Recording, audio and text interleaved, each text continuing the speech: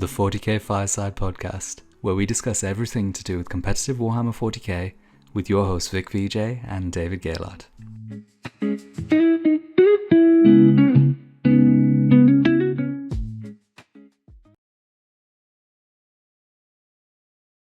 Hello everyone, hello. Sorry it's been a while. I've been extremely busy, which is why it's going to be really good to cover this topic right here. I wanted to chat about a few things today. I'm going to be chatting about the current state of Guard. We're going to be checking out a couple of lists. One from a friend of mine, Nassim, of course, who you know, who's been doing very well with Combined. But then I also wanted to tackle this topic here as well, is how do you practice with a little amount of time? Which I know everyone is probably in a similar boat at some point in their life. It's definitely the current case with me, for example. So I definitely want to cap off those two things here today. And I'm just going to look through our questions that we get on our Discord, for example. And I'm going to cover off one thing in here, just my take on it, which is my thoughts on people, TOs banning Dakadak or pre-banning codexes as well. So let's just start off with that. I don't have a problem with TOs banning codexes. I don't think that's a bad thing, and oftentimes I think it's up to the community to take the proactive approach. And if that's what gets Games Workshop to listen, then I think that's a good thing. I think TOs and Warhammer is oftentimes overlooked as a business in terms of players are customers, and a lot of the times I think that gets missed a little bit, or can be a feeling or experience that's missed. As a TO, you're effectively selling an experience event, and your customers need to have a good experience. And there's something in the game that's going to severely debilitate that. That can have a big impact on your business. So if that's a decision you want to make, which you feel is going to be best for your customer base, to have a good time, and the majority of your customer base is in that 3-2-2-3 range, right? That's the bulk majority of players. Then I think you should act in the best interest of your players. So I've got no problem with it. No one's forcing anyone to go to a tournament where the TOs ban that anyway. So it's your decision on what you can go through. I think you should spend your money where you think it's best spent. And if you do agree with that, go play there. Cool. Anyway, on to the main topic. Well, one of the main topics today is how to practice with no time. So you may have, if you're not in the Discord, which is our Fireside membership Discord, by the way, you probably noticed that I haven't put out a lot of videos recently. Because mainly I have absolutely zero time. I'm launching my startup. It's going to open beta launch next week. I've been basically working 90 to 100-hour weeks for the past 5 to 6 weeks here. So I'm pretty familiar with someone who has almost no time. And over the last I played my first game in 2 weeks' time last night to get a break. So I played with a friend of mine down at Badminton Cafe. So I'm pretty familiar with what this is kind of like.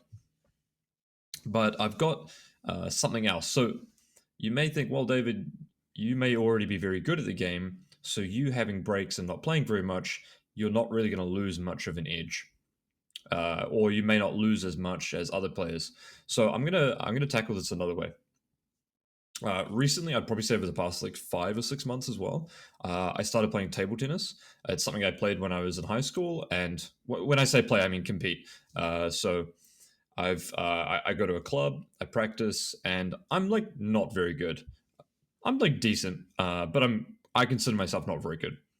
But I don't have a ton of time to practice. So, for example, I play or I practice once a week, and I try to practice more than that when I can, because I really love playing. But people that are good will play easily 3 to 4 times a week, and they'll play in 2-hour sessions, for example. So I'm probably practicing on average about a third or to a quarter as much as good players practice. And I play in a central league. I play with a team, etc., etc. So I'm there to go play tournaments and stuff as well. So one thing I noticed is that when I first started playing table tennis, I took a lot of what I did in Warhammer and I translated that methodology across. Particularly as I was coaching clients at the same time, I was kind of learning what they were going through at the same time. So the first thing I would say is that if you've got a limited time, if you're practicing with a limited amount of time, the first thing I would say is, and this sounds like cheesy, it's very easy to say, is be realistic about your goals and your progress. This is really important. You know, I've been victim to this, definitely, uh, in that, you know, worrying about, and I think Warhammer is like this particularly because it is such a social community, is worrying about how good you're going to do at a tournament and how that will reflect on you personally. Uh, I think people worry about that too much, in all seriousness, and I've fallen victim to worrying about that too much, definitely. But the reality is that people probably don't really care about how you do, right? Anywhere near as much as you care yourself about how you do. And so what this means is that the reality is that it's much more important to be judging yourself by your own standards than to be judging yourself by other people's standards, or how much they're improving, or how well their army's doing, or how well they did at the last tournament. And I take the exact same approach with table tennis. I've got a teammate, for example, who probably practices on that 3 to 4 times weekly, and his progress is like shot up. He's doing really good. I used to be, maybe I would maybe beat him when we played matches, but I know he's been grinding and he's been practicing a lot, and I can see all the parts of his game that have improved, and I can no longer beat him. In fact, he probably beat me, but 3 sets to 1. If we played a best of 5, he'd probably beat me 3-1, for example. And I can keep the games relatively close, but some of them just run away from me. But you know what? I recognize, as I said, Andy. Andy's not going to listen to this, but I said, Andy, you know what? You've been grinding so hard. Good on you, man. You've been absolutely killing it. I see you like out here practicing. You've been doing fantastic, man. Because actually, Andy got promoted to the next level in the division, so we were like no longer going to be teammates. He was like, "Oh, I'm sorry, man." I said, "Dude, don't worry about that, man. I'm super proud of you. You're progressing super fast. You've been putting in the effort. That's okay. Good on you, man. Keep killing it, man. I just hope we can still practice together because now you're a lot better than me." So it's important to be realistic. Like, I would like to keep up with Andy, but I can't really practice as much as him, realistically speaking. And I've got a lot of stuff going on in my life. And I know that Andy would think the same way, or people would think the same way in Warhammer, that if I've got like a month free where I can really grind, like play 3 games, 4 games a week, think about list ideas and whatnot like that, not be stressed out, like that is when I would consider myself in like peak competition, where I should be winning tournaments, should be winning super majors realistically on a good odds basis.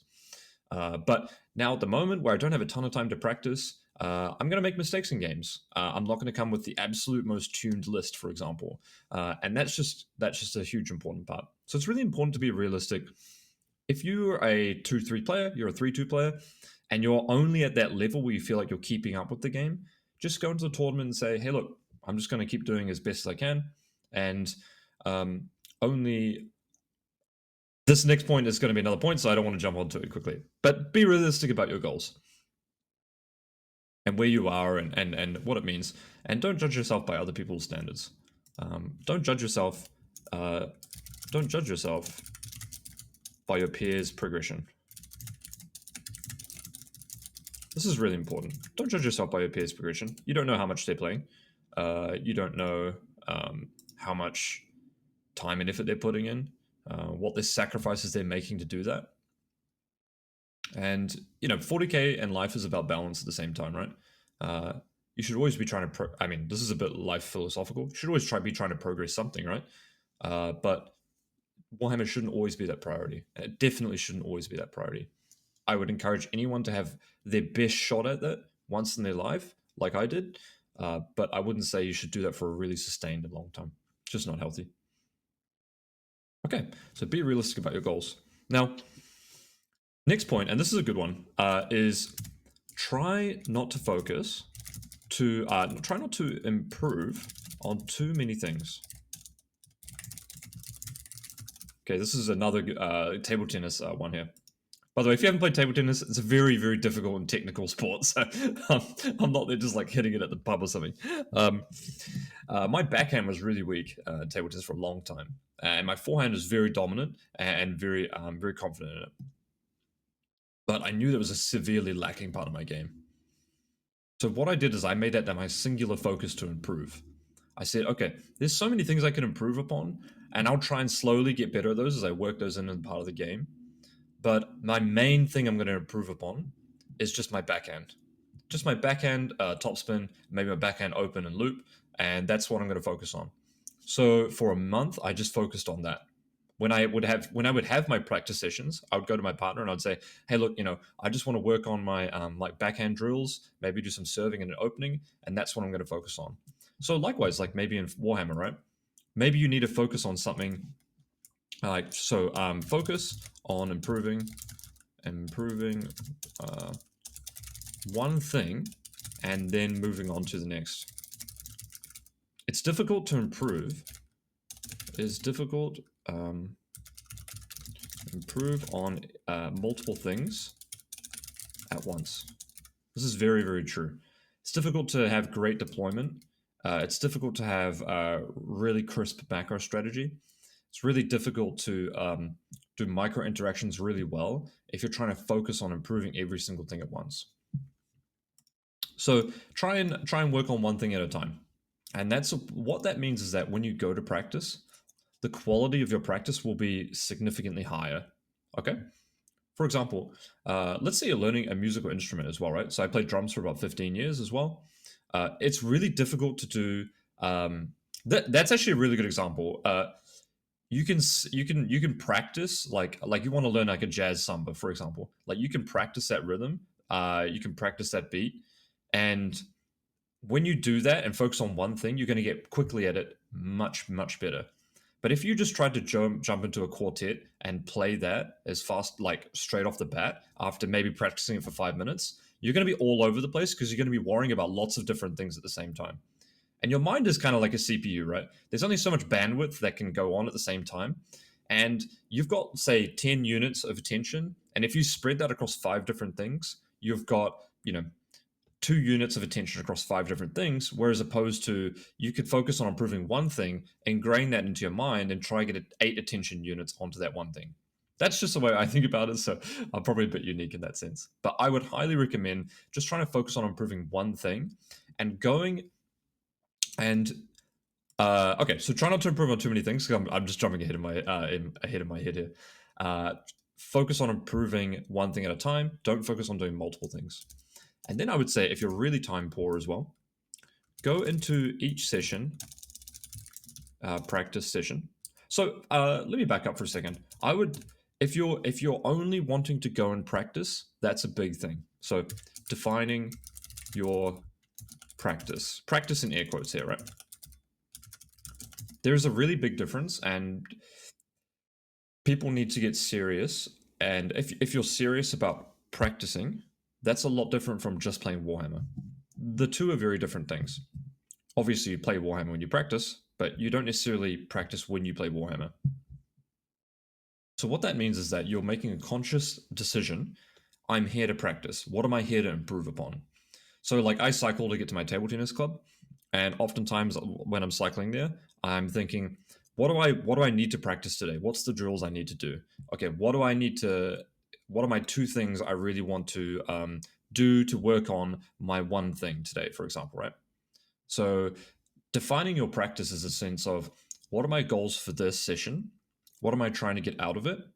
How can I practice to improve upon that? Don't go into a game of Warhammer calling it practice, but you're just there to playing a game of Warhammer and you're not actually focusing, you're just going through the motions, right? Defining your practice, very important. Going into each session with a defined outcome of what to improve upon.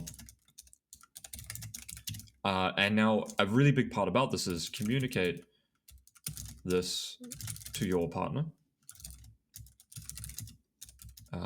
And then ask them what they'd like to improve upon. Sorry, I'm like typing in front of my microphone here, so my typing is a bit poor. Now, you might say, well, David, I don't have a practice partner that I can just go and say, hey, I want to work on this. Can I do this? Now, that is obviously, if you don't have that, you can't do this step. But look on Discord and try and find teams and communicate and build a network for someone that you are okay to do that with, right? you'll probably find that if you just go and ask on a like big Discord, like Tryhard, StatCheck, whatever other big ones there are, we just post, hey, look, I'm looking to get some practice against orcs. I really want to focus on doing deployment. You'll probably get someone that'll come up and be like, hey, look, that's cool. I want to work on that. And actually, I would rather, and then they might go, but hey, do you mind deploying demons or something like that, for example, right? Okay, cool. Then maybe back and forth and do that, right? Then, hey, look, after that, you might have made a great friend, and then you can start practicing together and doing more specific stuff like that. If you can find someone like that, it's a huge benefit. A huge benefit. It is quite difficult to find, though, so just a heads up. Finding someone that you gel with and have the same levels of interest and the same levels of dedication with to improve upon together is a huge part of becoming successful, I think, at anything, but particularly something that's like a repetitive thing that you need to get good at to succeed. Defining your practice. Okay. Now, I guess from defining your practice, I'm actually going to jump up into here and say, going into each session with a defined outcome of what to improve upon, focusing on a singular aspect.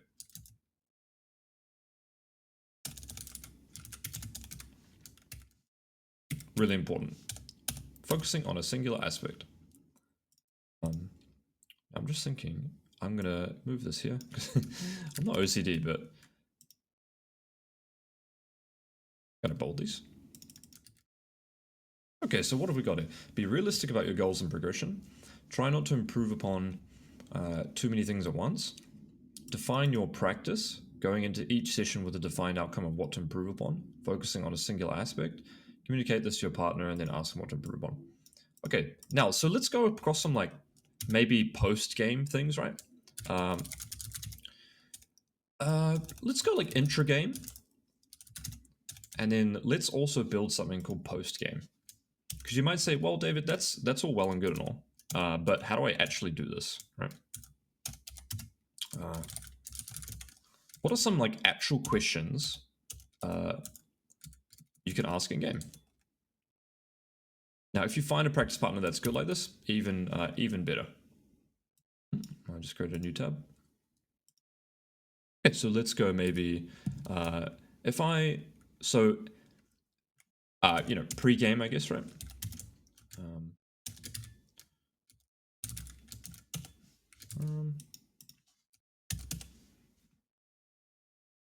It's typing. Sorry, guys, I'm just setting some stuff up here. Okay, so pre-game. Some questions that I would, if someone asked me, I would be like, okay, cool, they want to improve. This is a good sign. What should I be the aggressive player here? Should I be the aggressive player here? What in my army worries you the most? These are really good questions. What in my army worries you the most? Do you think you're favored here? Is that really misspelled? That's misspelled, right? I think it's American spelling. Yeah, cool. Okay, these are all three great questions, and asking them is going to be really helpful. You could put up in here when you're practicing as well, move to differential scoring.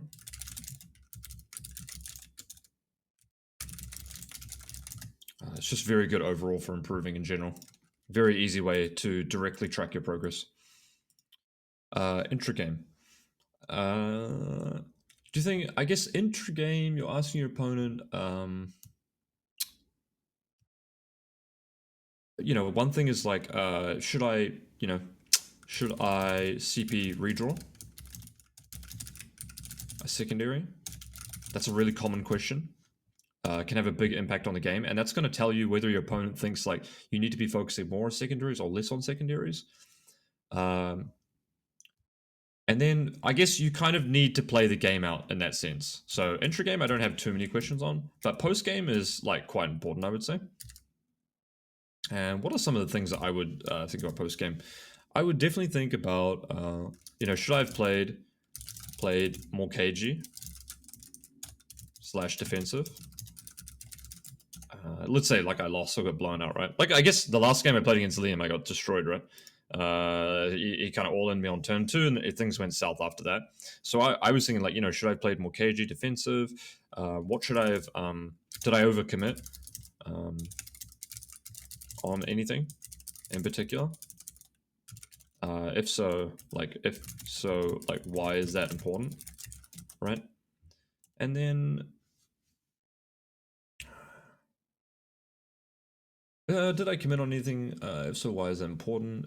And what do you think? What were you worried I would do? What were you worried that I would do? Against you.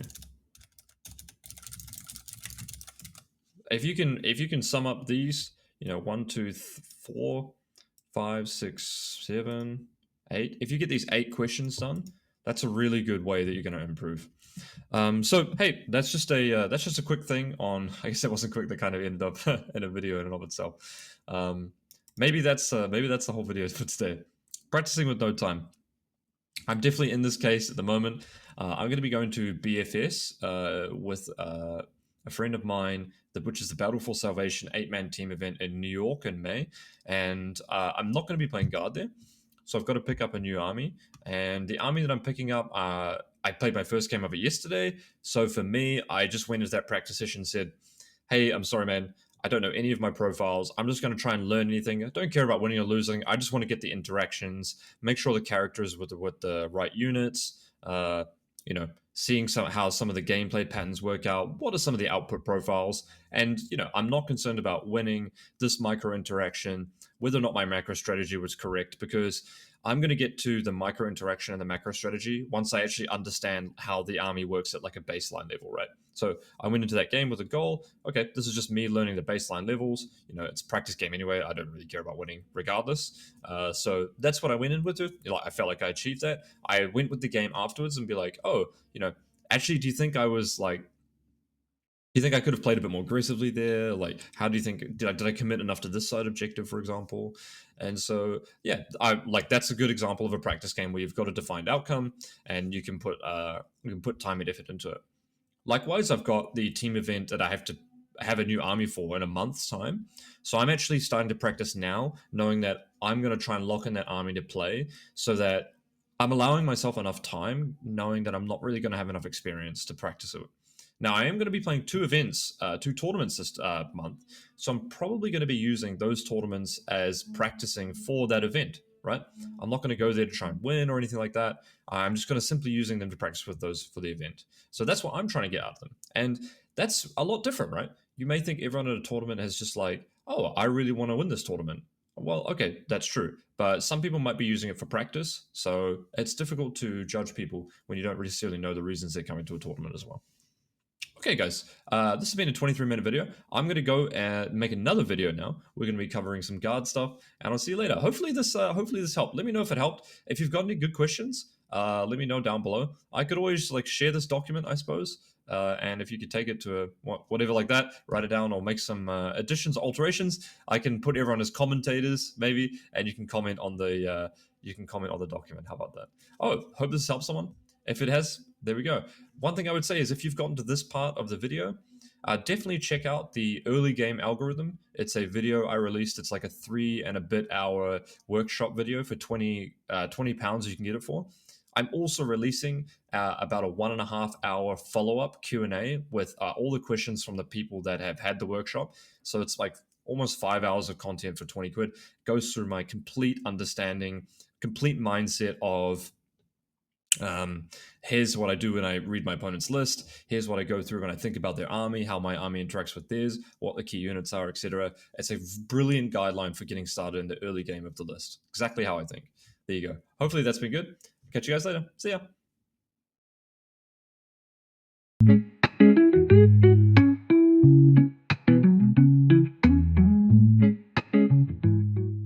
Thank you for listening to the 40k Fireside. Make sure to leave a like, subscribe, drop us a comment, check out the YouTube members area, and we look forward to seeing you again next time by the Fireside.